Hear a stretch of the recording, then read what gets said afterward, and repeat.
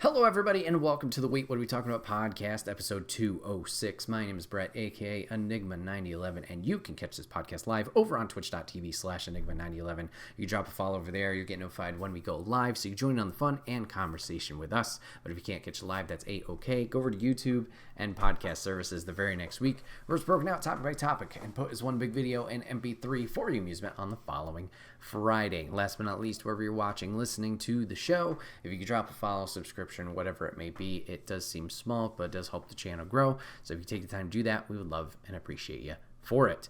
Today, as of recording, Elimination Chamber happens. So we're going to be jumping into Elimination Chamber for topic one, thoughts on the show, results, all the rundown, what's going on for Mania, all that fun stuff. So yeah, very bright and early for me, 5 a.m., jumping into the show. Elimination Chamber had 5 matches going on, including the kickoff, I believe.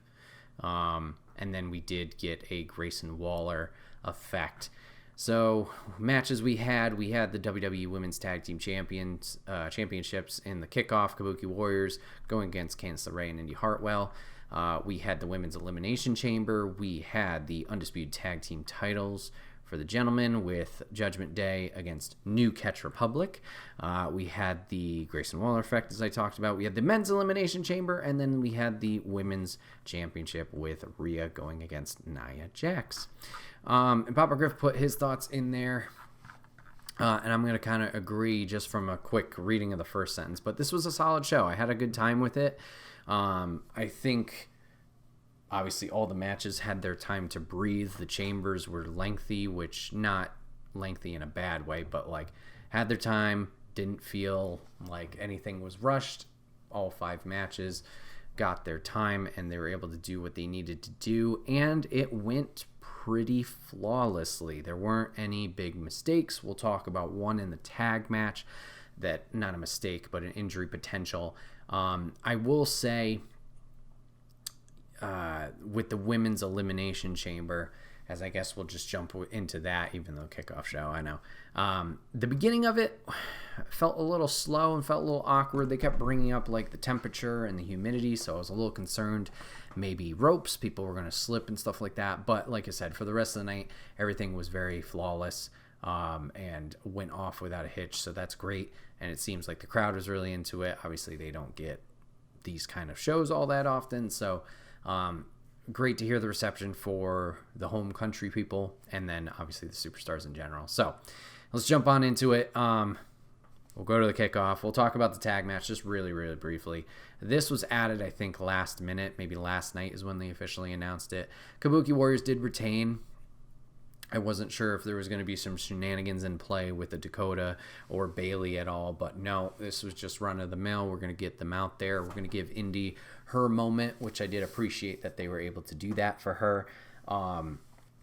Get them out there. They did a fine job. I think this helps just, put Indy and Candice more in the front and center in the limelight.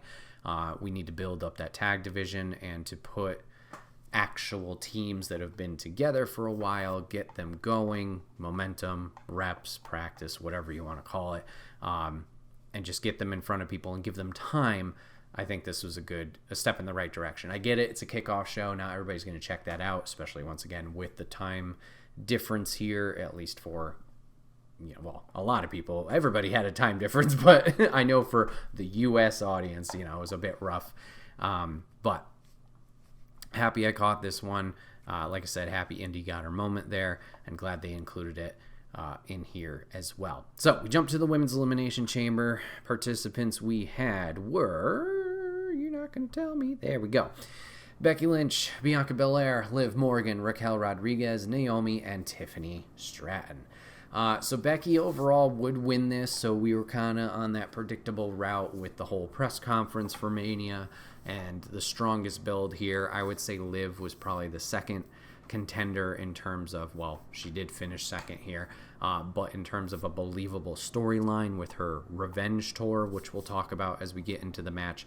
But yeah, it was kind of run-of-the-mill, obviously predictable, or what am I trying to say?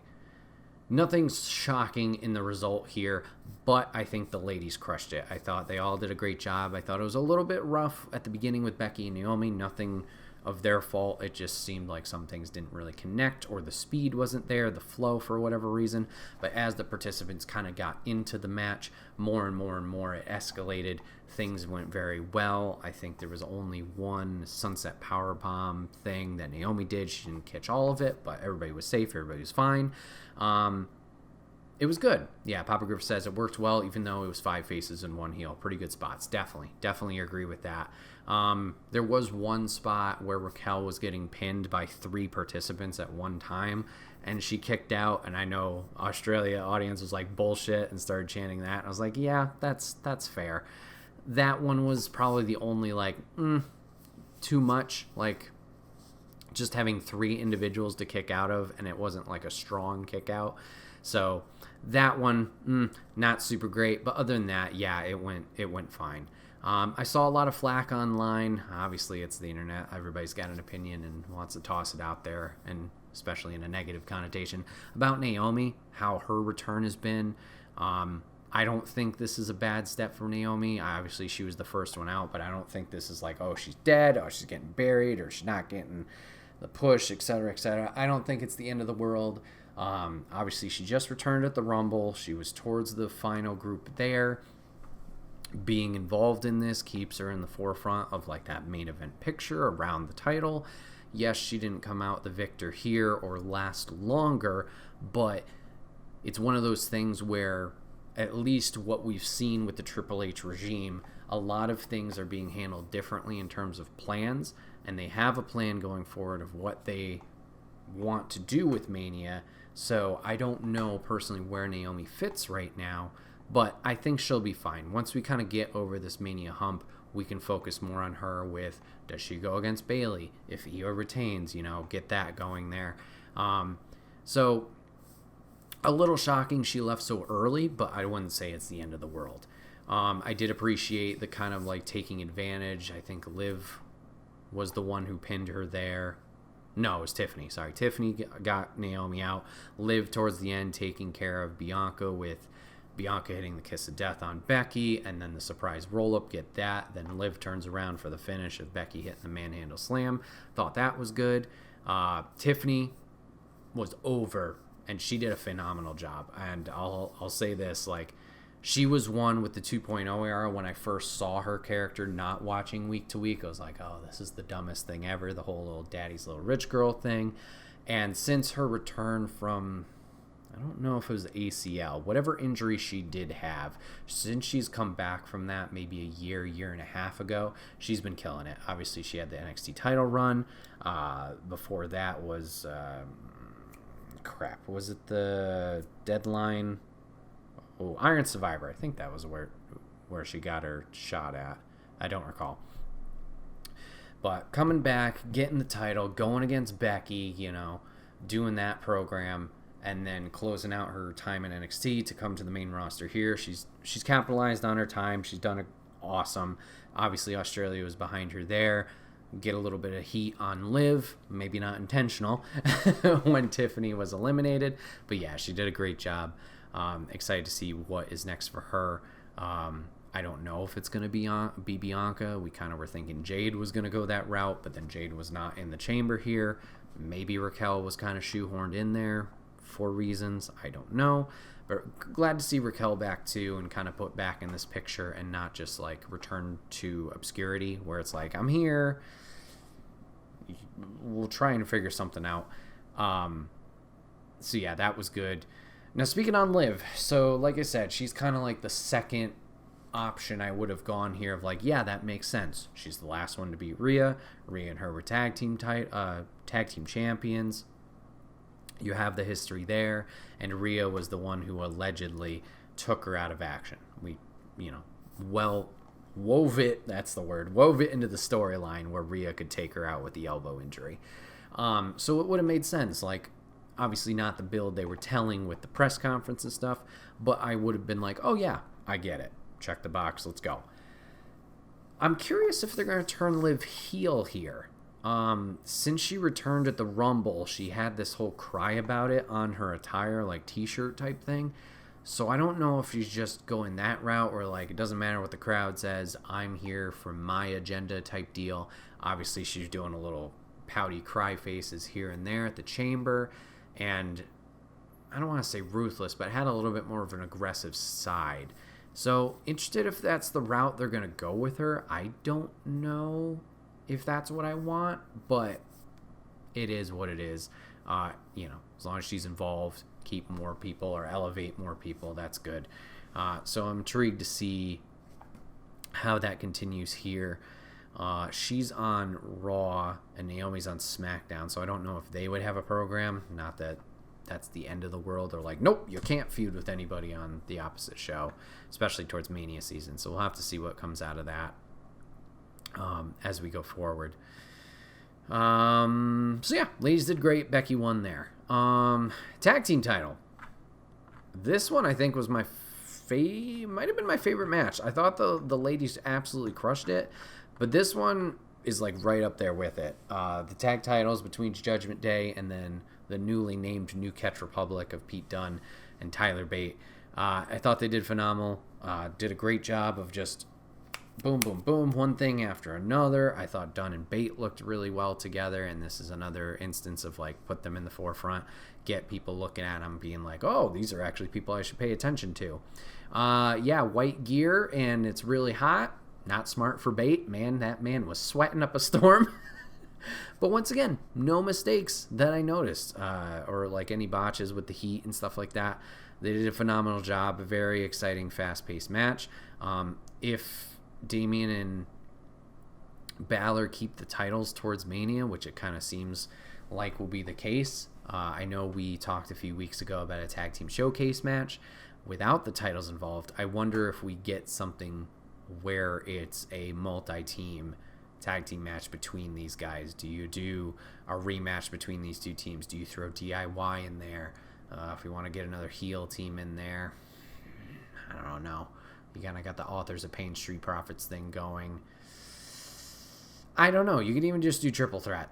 But yeah, they did a great job. I don't know if Finn actually broke his thumb. Something was going on, dislocation, break, or he was just selling like a madman. The way he was holding that thumb at the end of that coup de grace and after that pin makes me think it was legit, but that's part of the art. Who knows? He was definitely bleeding out of there, and boy was he ginger with it when he was picking up his titles and stuff like that. So I don't know. I hope he's okay. I know, hope he's okay. I hope it's fine. We'll have to see. Oh yes, R-Truth and the freaking Miz. Yes, Awesome Truth. Yeah, that's true. Judgment Day just DIY and no catch for Truth's heart. Yes. No, we got to get Awesome Truth in there. That seems to be the story they're building too, which I don't know how I feel about that. Not anything against Miz or anything against Truth. It's just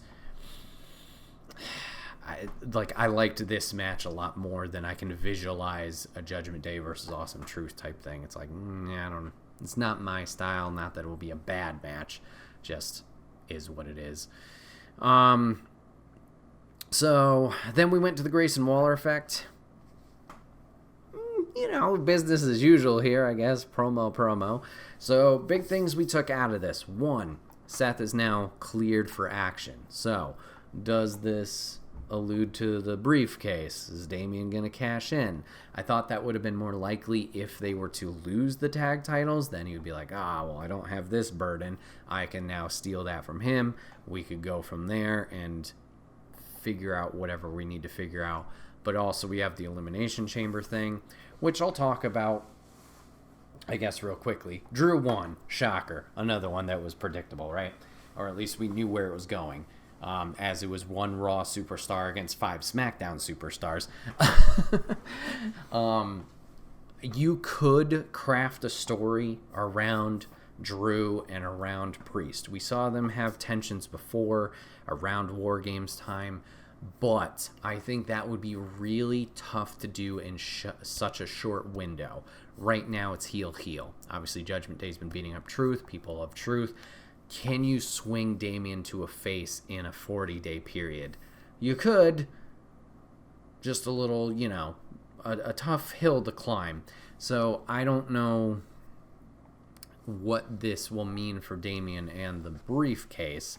It might still be a post-Mania thing. We'll have to obviously watch and see. But, sorry, long story short, first thing we learned, Seth cleared for competition. Cool, sweet, great.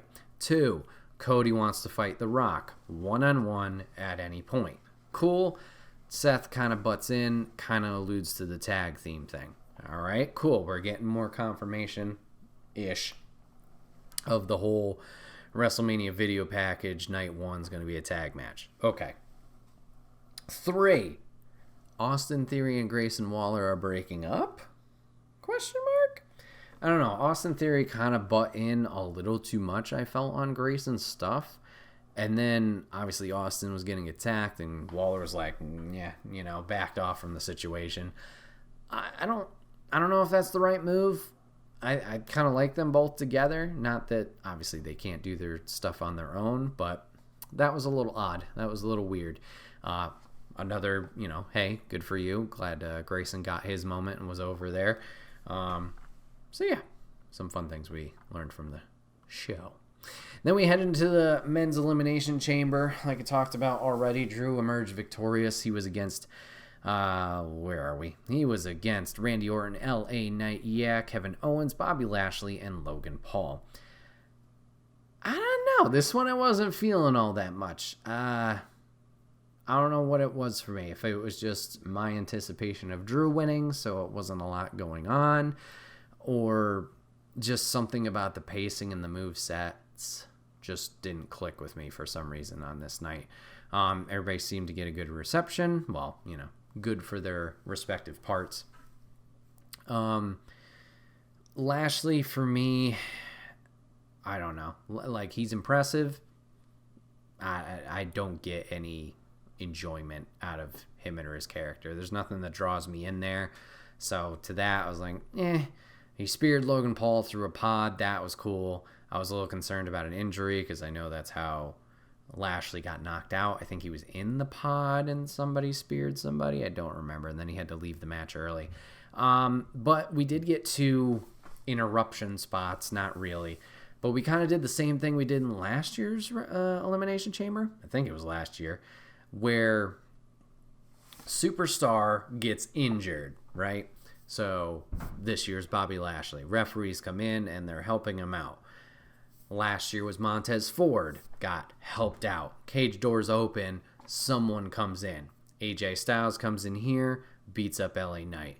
The year prior, Logan Paul comes in. Beats up Seth Rollins. Sets up their Mania match. We kind of just did a copy-paste here with the same thing. AJ flew however many hours he did just to do this beat-up. Why he did this now makes 0 sense to me. I thought when we saw on SmackDown AJ versus Drew, whatever that qualifier was, where LA Knight's on commentary, I thought obviously LA Knight kind of cost him or messed him up in that match. LA Knight versus Ivar, I think it was. When they're doing it, AJ's going to interfere there. We can build from there. I don't know why AJ decided to wait until now. Whatever. And yeah, it was just a copy and paste the last year's or whenever that Montez Ford one was with Logan Paul and Seth. So that was like, yeah. And then they did not the same thing, but it did a very similar thing with Logan Paul. Cage is wide open. He's chilling there dead, selling. And then has the knucks from when he when he did get eliminated from Orton, goes pop and decks Orton, and Drew just goes bing and pins him, being a hypocrite again and taking advantage of these situations. So we get a lot of Mania build. You're gonna get LA Knight versus Styles. You're gonna get Orton versus Logan Paul. Owens is around. Owens was very weird tonight too. I wasn't sure if he was turning heel. He kind of taunted Orton. He taunted Lashley. He kind of was like a pit bull in a moment and in his pod. Very weird. He seemed to be going over the top. So I don't know what's going on there. I saw one thing on X talking about like, oh, it's going to be a multi-man for the U.S. title. Maybe. I mean, we talked about it hypothetically a few weeks ago with our Mania predictions. 13 matches. If you do a lot of singles matches, you're going to either A, have a lot more matches with less time, or, you're not going to be able to book it. So maybe you throw all these guys in a multi-man. I mean, at least with the participants that I just listed, Paul, Owens, Knight, and Styles, that's 4 SmackDown guys, so you can have them bicker at each other for 4 weeks. I don't think you would throw Lashley in there unless you do Lashley and Cross. Maybe. We'll have to see. We'll have to see how it plays out. And then our main event, we had Rhea going against Nia Jax. Rhea did retain in her home country, thank God, for the women's world title. This was just a big moment for Rhea, obviously. Big celebration for her. It was actually a decent match. I'm kind of surprised. Lady and I, as we were watching it this morning, were a little concerned. We're like, this seems like just a normal Monday Night Raw match. And, like, Nia's been better. But, like, it would have been nicer to have a better opponent for Rhea in this big moment in front of her home country.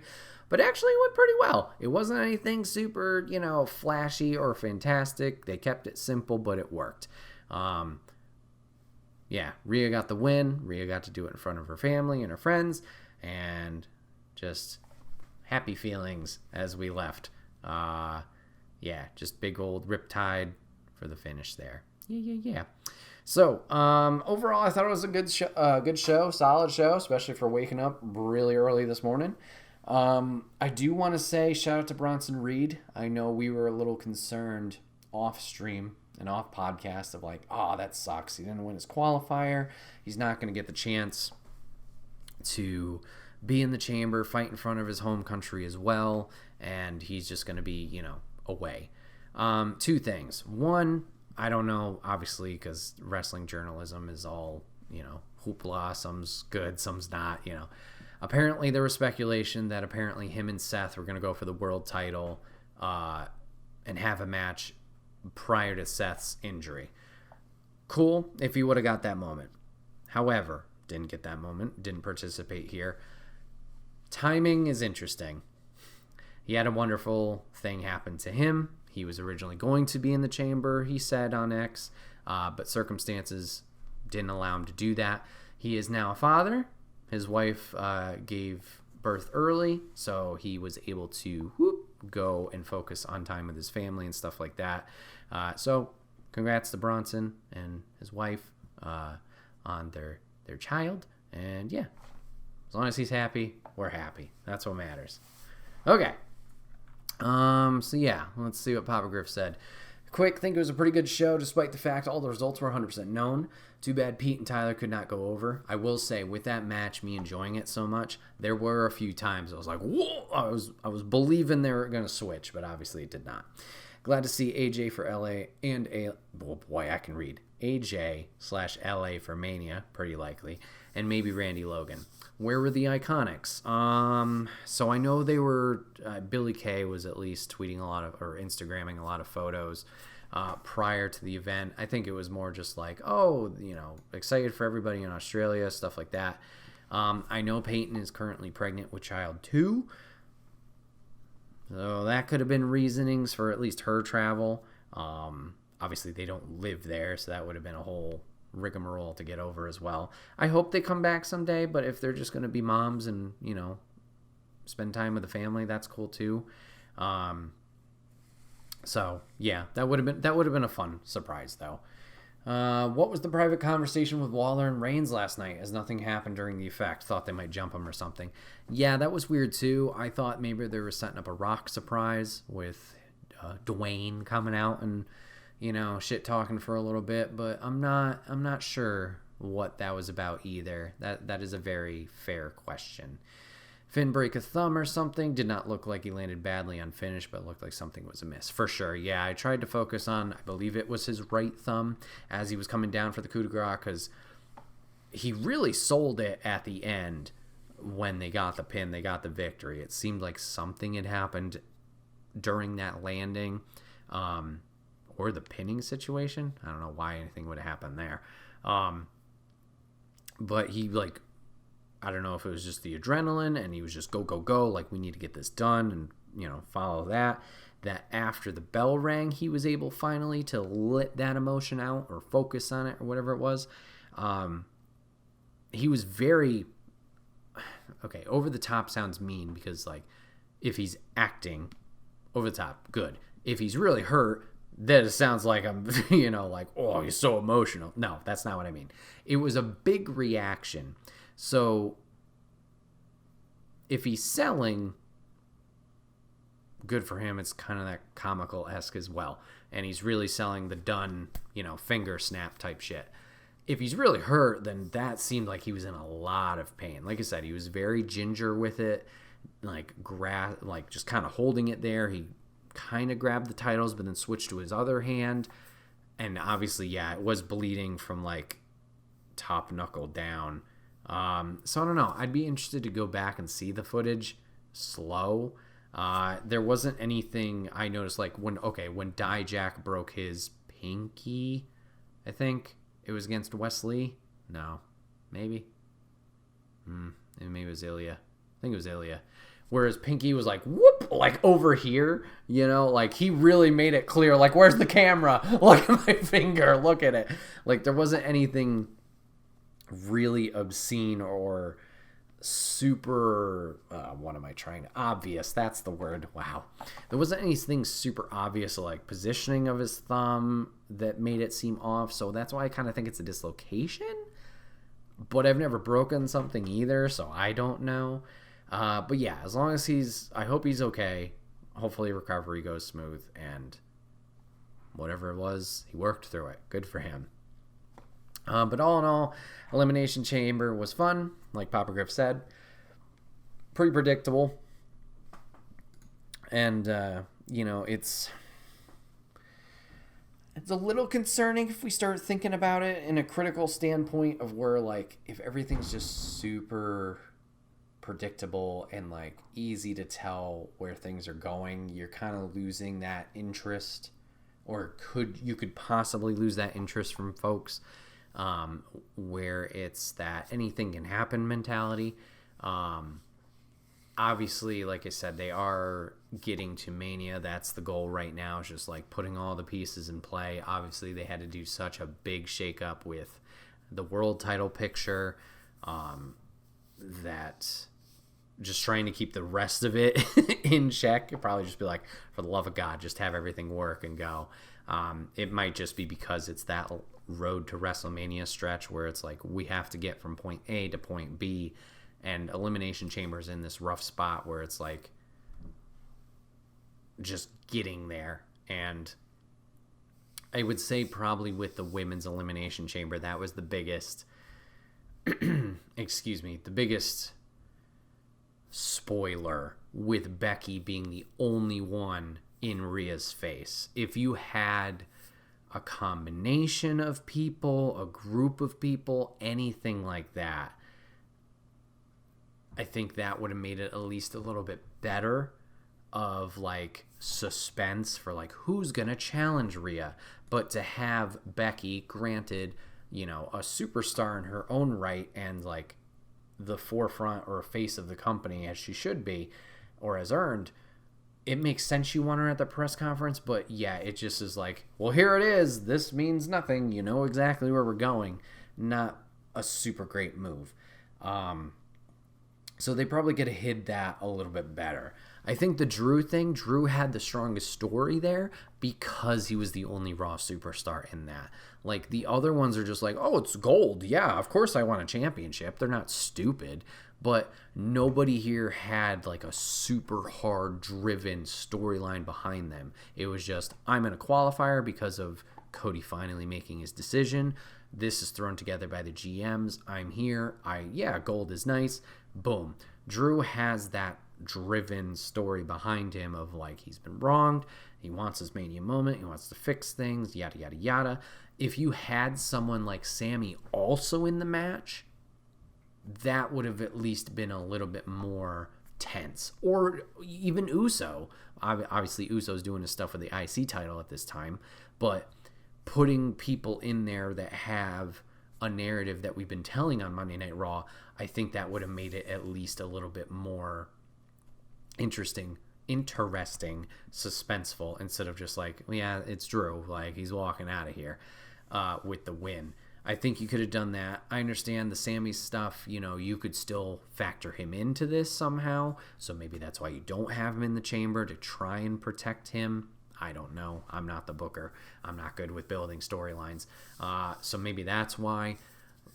Just be that super hard underdog that, fights his way back. He's got to start fighting his way back and get some wins here. But maybe that's the route, unless it's the Shinsuke story for Mania, which I think obviously Zayn and Shinsuke can put on a great match. Granted, it was 8 years ago at this point with NXT TakeOver Dallas.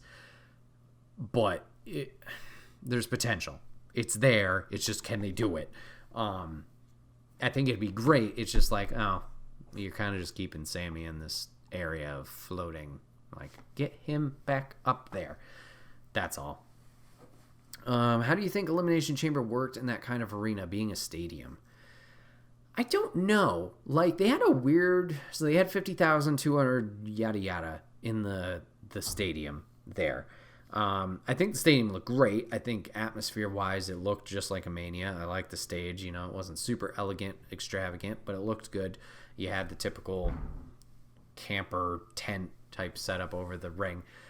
I'm just thinking, yeah, like you're saying, asking how it worked. I'm thinking of like the viewers who were not close. I guess it's more of an atmosphere thing, kind of like the Rumble. Like the Rumble didn't have the little tent thing because the thing could close, right? Pretty sure. I can't remember now. Wow, that was only a month ago and I can't remember. I don't know, because obviously you have the layer of the fucking chamber there, so that just adds an extra layer of like difficulty to see. Tampa did have a roof, okay. So like at least with the Rumble, like yeah, you have the roof there, but you can see Spec 1 moving around fighting Spec 2, and then the Rumble, obviously a lot of specs, moving around. Obviously it's not that bad, but figure, woo, woo, woo, woo, woo.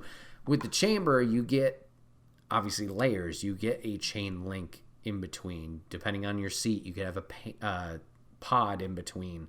The roof is there, so it's a double roof if you're elevated. I don't know. I mean, obviously it's cool that audience is there. So I guess if you are on the far outskirts of the stadium, yeah, it's more of an energy thing at that point. It's kind of like the bar feel. Like, oh, we're going to go to the bar and watch the football game. Like, it's not necessarily about the football game. Like, yeah, you're into it, but it's about the camaraderie and about the people around you. So maybe that's more the attitude you should have if you're going to attend a live event like that and be somewhere on those edges of the stadium. It's just like, I'm here for the experience. Like, they have plenty of monitors around. I know it's kind of weird being like, I paid to be here and I'm watching a TV screen. I get that's weird, but maybe it's just that camaraderie element to it that makes it worth it. So in terms of a viewing experience, I know I would hate it. I think an indoor arena would work better. It's still tough because the chamber just has those elements of vision impairment. So I'm not sure. I think the same thing could be said for a Hell in a Cell. I don't know how easy it is to see through that mesh. At least with a steel cage, with it being the gray, I think that's better. I don't know if they're still doing the red Hell in a Cells. I think the last one we had was Finn and Edge, and that one was red, right? Maybe? I don't know. So I don't know. That's a very, very good question. And I felt bad, once again, just in terms of viewership. Like, you saw how far the ground seats went. Like, at some point, yeah, it's just weird. It's like you're just sitting here like a movie theater, like looking at the screen. But granted, like I said, it's the atmosphere. It's weird. I don't know. I don't know. So I don't know how it worked or how it logistically worked. I would say it's better for a fan in the indoor arena, but I understand from a monetary standpoint and obviously with a foreign market standpoint why this bigger arena makes sense, because you're not here all that often. You can get more people in the door, more people can experience this. And it's not something that reoccurs once every couple of months, even once a year. So, yeah, I get it. I get why they do it.